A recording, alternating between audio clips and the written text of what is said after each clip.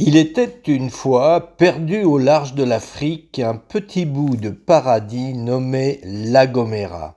L'île qui semble avoir été oubliée par le GPS mais pas par les dieux. Petite sœur rebelle de Tenerife, elle se dresse dans l'océan Atlantique comme une héroïne de roman. C'est donc sur ce petit bout de terre que nous vous emmenons pour 3 jours de balade.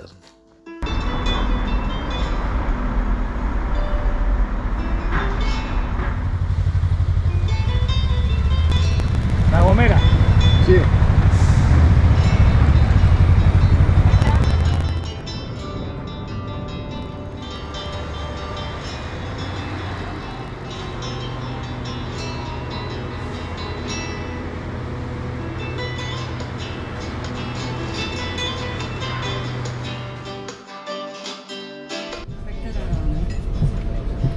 « 2015. Donc en 2015, on arrivait dans ce port avec Taravana. Estimados pasajeros, les informamos que en este momento iniciamos la maniobra de saque. Rogamos a los pasajeros con vehículo a bordo de la zona clase oro tengan la amabilidad de acceder al garaje. El resto de pasajeros permanezcan sentados. En breve les avisaremos. San Sebastián de la Gomera.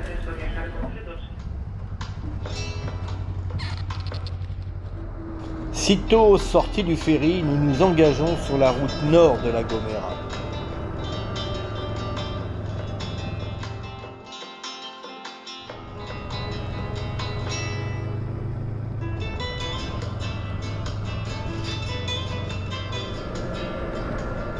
Bienvenue sur la route nord de la Gomera, ce ruban de bitume qui serpente comme un lézard euphorique, et nous avec.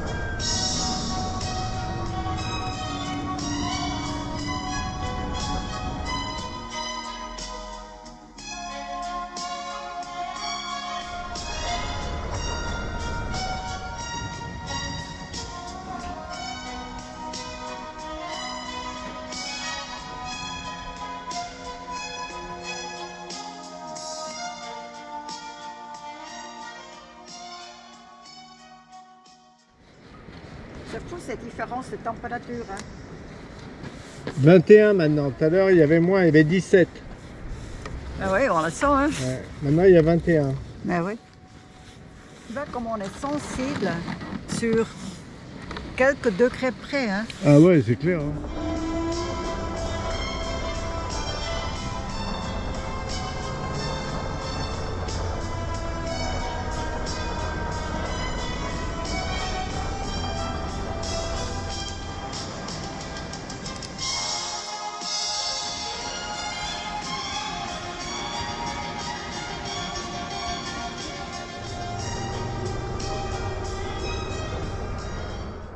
Après avoir flirté avec les sommets, la route commence à redescendre vers Vallée-Grand-Reille. Mais ne vous y trompez pas, cette descente est tout sauf tranquille. C'est en fait une succession de virages en épingle et de panoramas vertigineux. Cette route est en fait un concentré de ce que recherchent et de ce qu'aiment les motards. Un pur régal.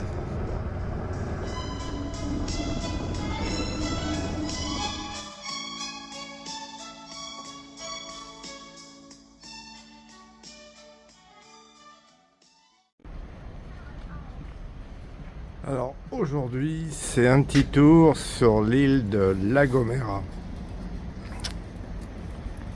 Je dirais même un grand tour. Je pense qu'Andrea a perdu quelque chose. Je pense même qu'elle l'a retrouvé. Allez, vamos. Pour cette seconde journée sur les routes de La Gomera, Andrea nous a préparé un itinéraire digne d'une carte postale. Un concentré des plus beaux paysages de l'île que l'on pourrait appeler sans hésiter les incontournables.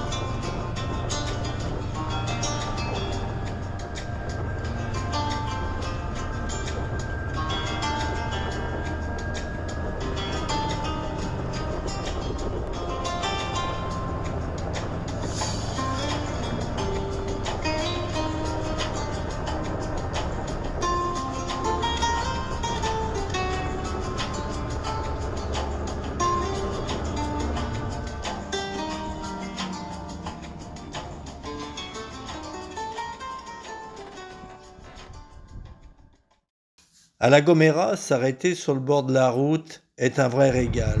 Il y a toujours un point de vue spectaculaire où l'on peut embrasser d'un regard une partie de la géographie tourmentée de l'île.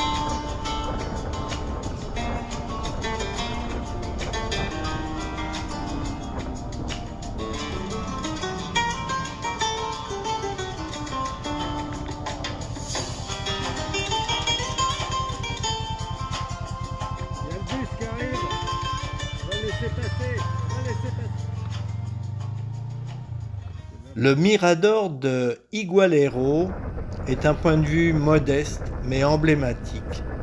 C'est un hommage au Silbo Gomero. Qui sait ce qu'est le Silbo Gomero? C'est en fait un langage sifflé unique au monde et inscrit au patrimoine culturel immatériel de l'UNESCO. La statue représente un silbador, siffleur, portant la main à la bouche en pleine communication. Un moyen donc de s'échanger des nouvelles de vallée en vallée, de village en village. Comme prévu, la route qui suit est sinueuse et panoramique. Elle nous conduit ainsi jusqu'au village de la Playa Santiago, une petite station balnéaire nichée en contrebas des falaises. C'est donc ici, les pieds presque dans l'eau, que nous sortons le pique-nique dans une ambiance décontractée et, ma foi, ensoleillée. Déjeuner dans ce village dont je me souviens plus du nom, qui est fort sympathique.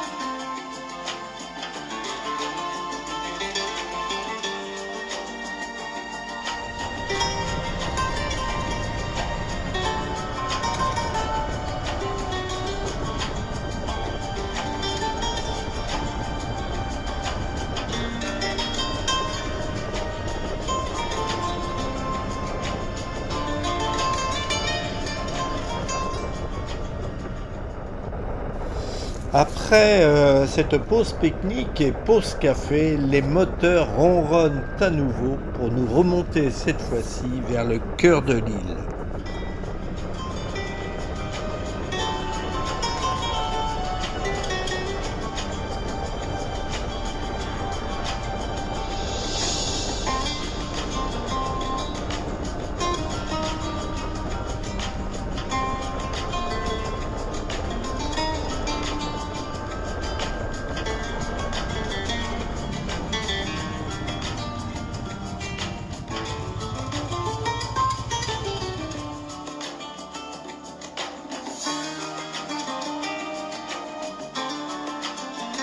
Puis c'est au célèbre Mirador de Los Roquetes que nous faisons escale.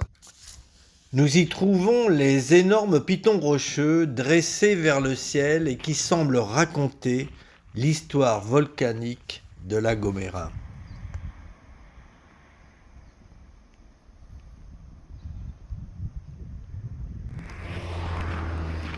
Et pour clore cette journée, le clou du spectacle restera probablement la réserve naturelle de Benchirigua, un véritable bijou de nature sauvage. Avec ses forêts verdoyantes et ses reliefs escarpés, l'endroit est tout simplement magique, presque irréel, et offre une belle communion entre route et nature.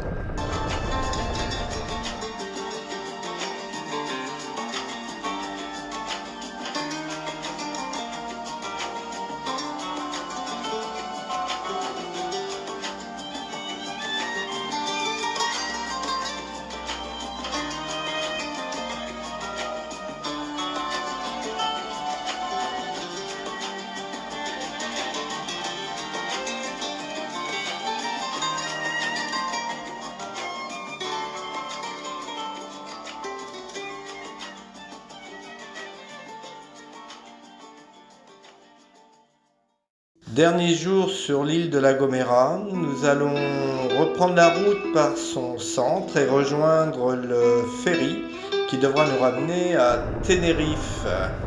Rien à dire de plus sinon qu'à se laisser porter par les motos et à s'émerveiller.